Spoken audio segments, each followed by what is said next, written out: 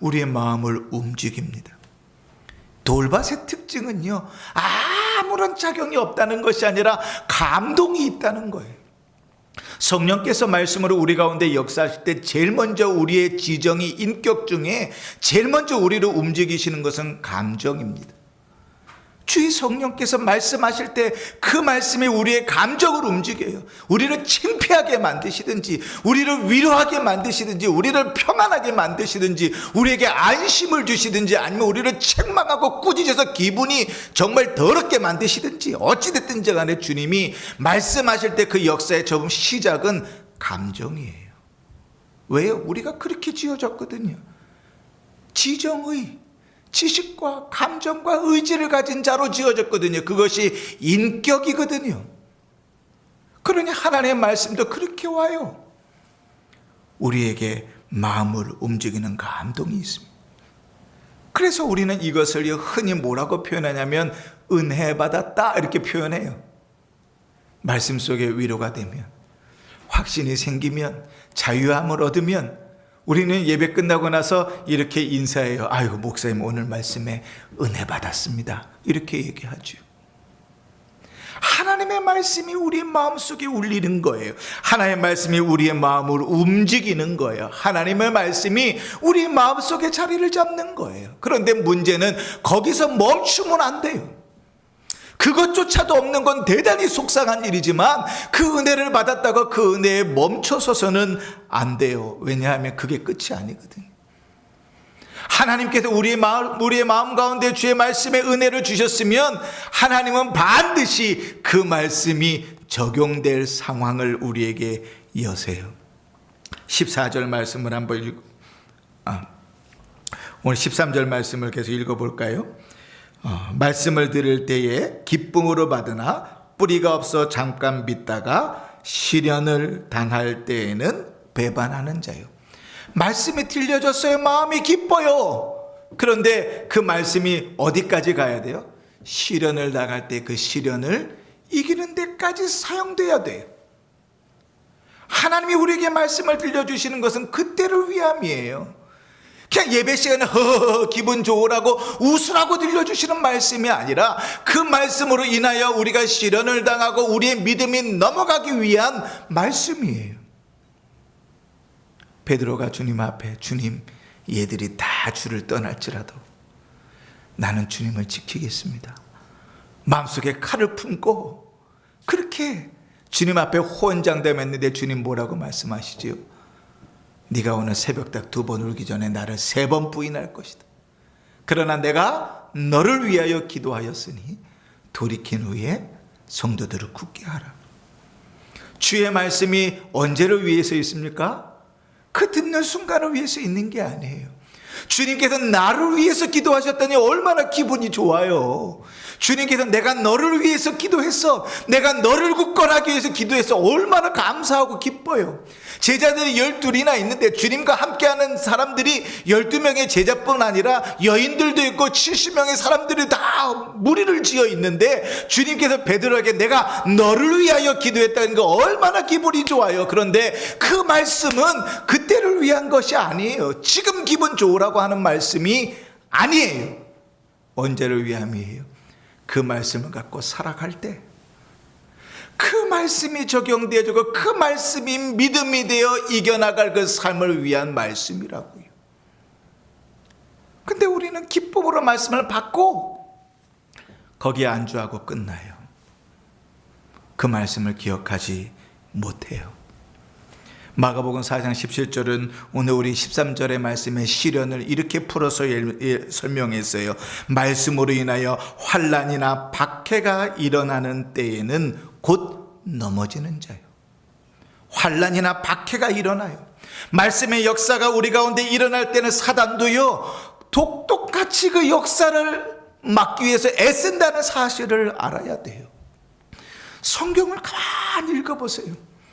하나님의 역사가 이루어졌던 그 다음에는 반드시 그들이 넘어질 만한 일들이 일어나요. 이스라엘 백성들을 애굽에서 데리고 나올 때 하나님 몇 가지 재앙을 일으키셨어요? 10가지 재앙을 일으키셨어요. 10가지 재앙을 일으키면서 그 10가지 재앙이 하나하나 이루어질 때마다 이스라엘 백성들이 머물러 있는 그 고센 땅에는 기쁨의 잔치였어요. 왜요? 어느 때부턴가 하나님께서 그들과 우리를 분리하기 시작하시거든요. 언제부턴가 하나님께서 우리를 보호하시고 인도하심이 너무나 확연하게 확인되거든요. 그리고 10번째 재앙이 끝나고 나서 이스라엘 애굽 땅을 나올 때 얼마나 그들이 기뻤겠어요. 그지요? 주님께서 그 엄청난 재앙을 통해서 우리를 데리고 나오셨으니 더 이상 문제가 없을 것 같잖아요. 그런데 이스라엘 백성이 제일 먼저 뭐 했죠? 홍해 앞에서 원망했어요. 홍해의 그 기적을 경험하고 나서도 이스라엘 백성은 늘 불평했어요. 물이 없다고 불평하고, 고기 먹고 싶다고 불평하고, 길이 이상하다고 불평하고.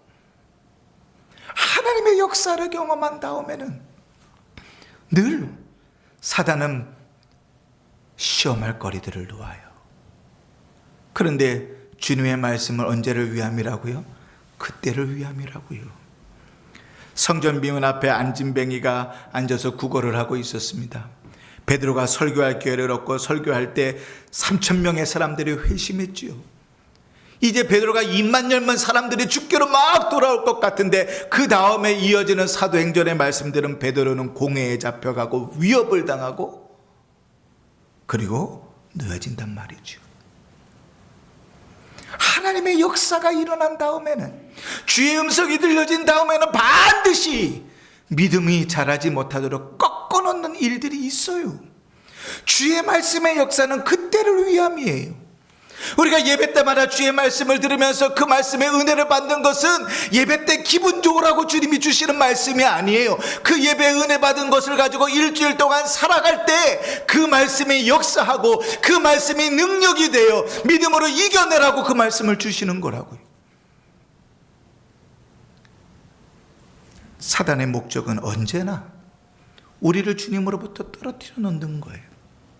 욥기서 1장 11절에 보면 이렇게 말합니다. 이제 주의 손을 펴서 그의 모든 소유를 치소서 그리하시면 틀림없이 주를 향하여 욕할 것입니다.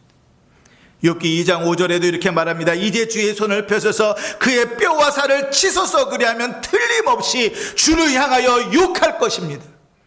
사단의 목적은 거기에 있다고요.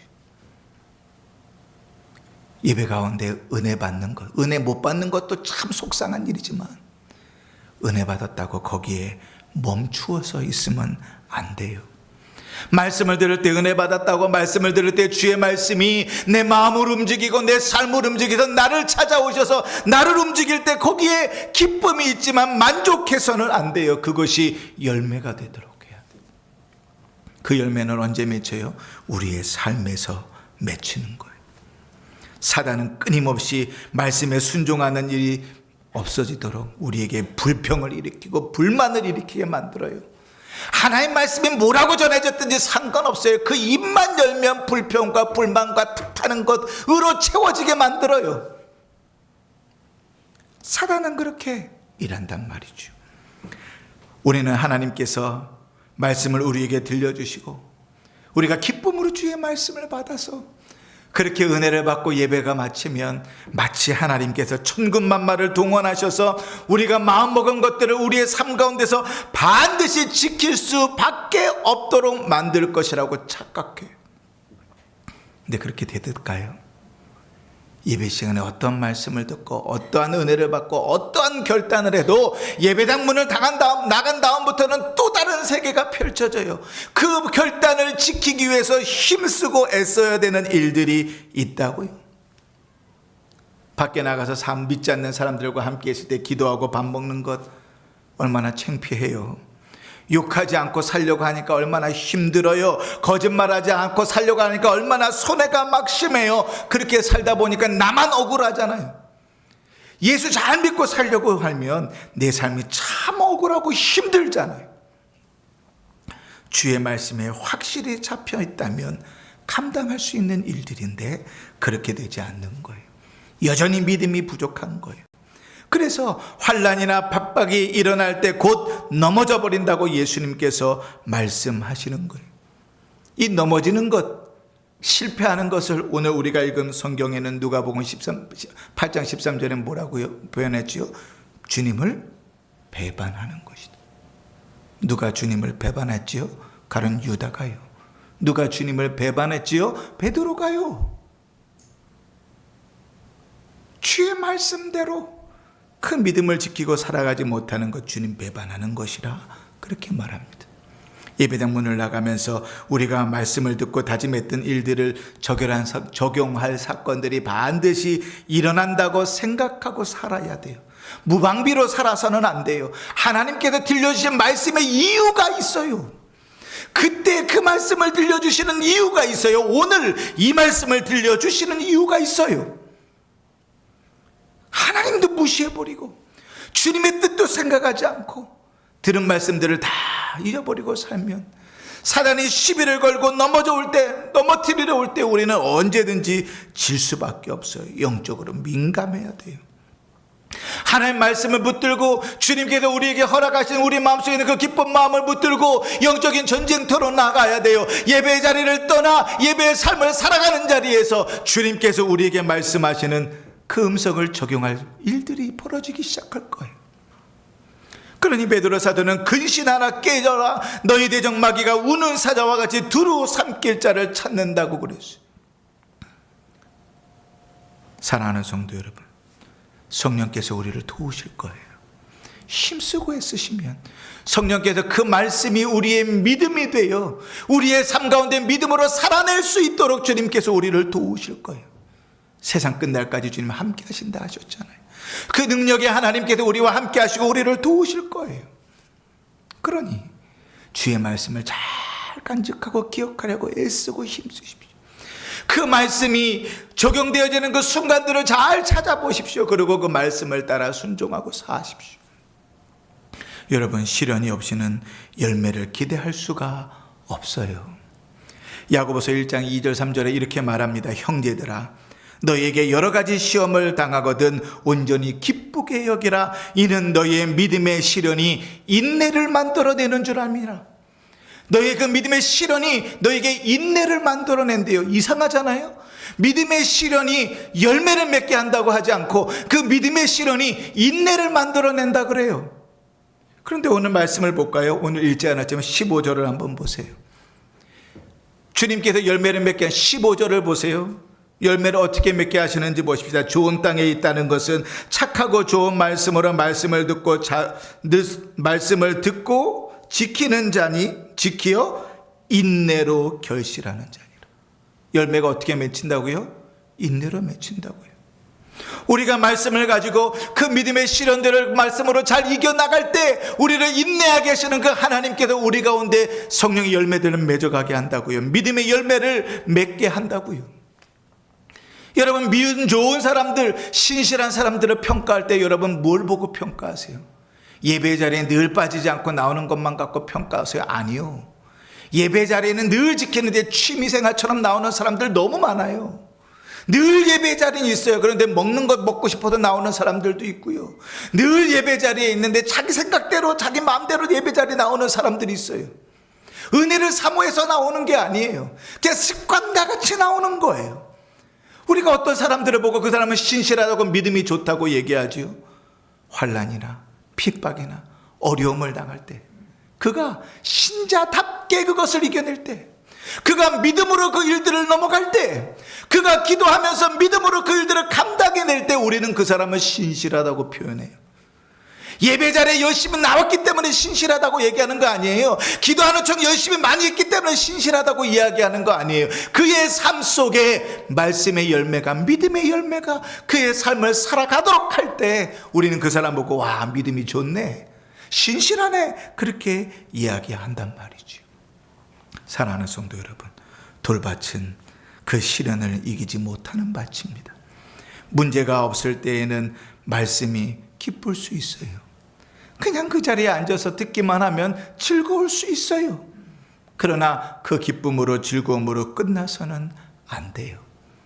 마치 자기를 부인하고 자기 십자가를 지듯이 내 마음밭에 그 돌밭들을, 그 돌덩이들을 다 걷어내지 않으면 우리 가운데 열매가 맺혀지지 않아요. 하나님의 말씀은 그 돌밭들 가운데, 그 어려움 가운데 우리가 어떻게 걸어가야 될지 이정표가 되어주세요. 그러니 사랑하는 성도 여러분, 주님께서 그들을 치워주시기를, 주님께서 그대로 그 마음밭을 기경하시고 열매 맺게 하시기를 기도하셔야 될 것이에요. 그리고 주의 성령께서 우리 가운데 그 일들을 감당하실 수 있도록 우리의 삶을 다하여 힘을 다하여 하나님 말씀을 기억하고 그 말씀대로 살려고 애쓰셔야 될 거예요. 성령께서 또 오실 것입니다. 우리는 구원받지 못한 지옥 갈 자들이 아니고 구원받은 천국 갈 자라면 성령께서 또 오실 것입니다. 시련을 이기는 믿음을 위해서 기도하십시오.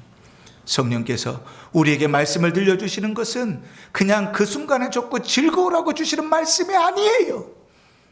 그 말씀을 통하여 우리가 믿음의 삶을 살아갈 수 있도록, 우리의 믿음을 한층 더 성숙한 모습으로 나아갈 수 있도록 주의 말씀을 들려주시는 거예요. 그러니 우리의 삶 가운데 가득한 그 돌들을 다 걷어내고 주의 성령께서 우리 마음밭으로 옥토와 같이 하셔서 들려진 말씀을 기쁨으로 받을 뿐 아니라 기쁨으로 그 받은 말씀들이 우리의 삶 속에서 열매가 되어 배반하고 쓰러지고 넘어지는 자가 아니라 그 모든 시련과 환난과 역경들 속에서 믿음으로 그것을 이겨내 하나님 앞에 더 거룩한 모습으로 주님이 기대하시는 아름다운 성령의 열매들을 잘 맺으며 살아가는 복된 성도들 되시기를 주의 이름으로 축원합니다. 아멘.